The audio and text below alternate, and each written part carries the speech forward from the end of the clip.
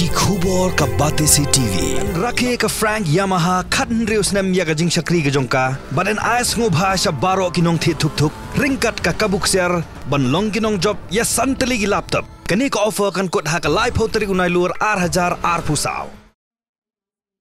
kum shibenta ban pensilori ki khna bat samla puli ka district ban shimya kalan puli mass media kum kawai nakalat yo kam yo jam ka ban penmento ya kalawi ke jongki ka khli riat high secondary school alumni ha ka jingle kemen golden jubilee ha kan riu trek unai lur kala pelong da ka career guidance halor kapang next gen media shaping tomorrow's storytellers lawan menia selong bat pensu thu iki khna na ki khat prat ligi school ka sor khli riat da ki riu champang gi bakan thop uba kam ki ding do ubare filmmaker cinematographer but editor ka samla JC Lingdo ka bade ka nong tha bat nong rai kum ka associate producer jong ka state of mind production ki bala pendap ka jing puli mass media bat ba Ferdinand Rani ubare nong tho khobor bat content creator ki ni ki riu champang ki la pen sngau ya ki khana ya ka jing sham bat ki la jing tip champang ka ru kam shna film tho jing thu khana thau jing rai nalor ki wei ha ka ba ki khana school ru shinrang mat kan thai ki lai shimenta ha ka ban kili jing kili kum jo ban twat jing mun ha ba kan tu pat ya ki khana school halor ka jing ma bat jing ta jong ki ren san social media uba kam ki ding do long ki ren san social media ki la ban punwan dor ya ka jing em bat ha ju por ki la ru ban penjot ya ka jing em ki nong pandon kam ki don ya ka tiar ka ba khlan bor kata ka mobile phone ha ka kti bat perkhat arsien shwa ban upload ya kino ki ba lajiet ban post ha ki ren san social media Nana biwar da chama wat ka bai pai male hagi tu biwar marsin chong class 10 ro chmagi yo ulai hang medical lai yo jadi ulai nursing mo ulai doktor mo lani da rockstar ki khani ka mas phat push ki phat de ki yo chini ya ba engineering dari oleh bi hang mas media bon bharikan yo object kan tele interest me ko photography le hetele yo cinematography wa ro gine tena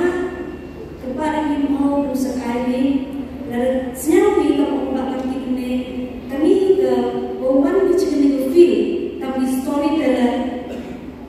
DM ke cikut na ko sel ni na ko ren ni feel tak wanga the chat ko be this feel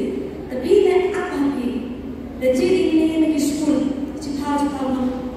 lagi school yang participate ni lalu senyap ni untuk enter berusaha untuk mengpi wa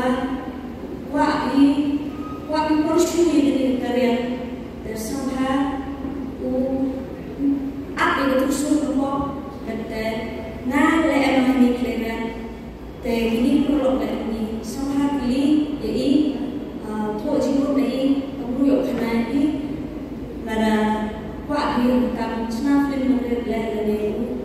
kuat dia mana kau kuat kuat ini di orang senang tu dia kau suruh dan any idea lebih ketika baik habis macam ni suruh dia cakap kau ini have dream macam ni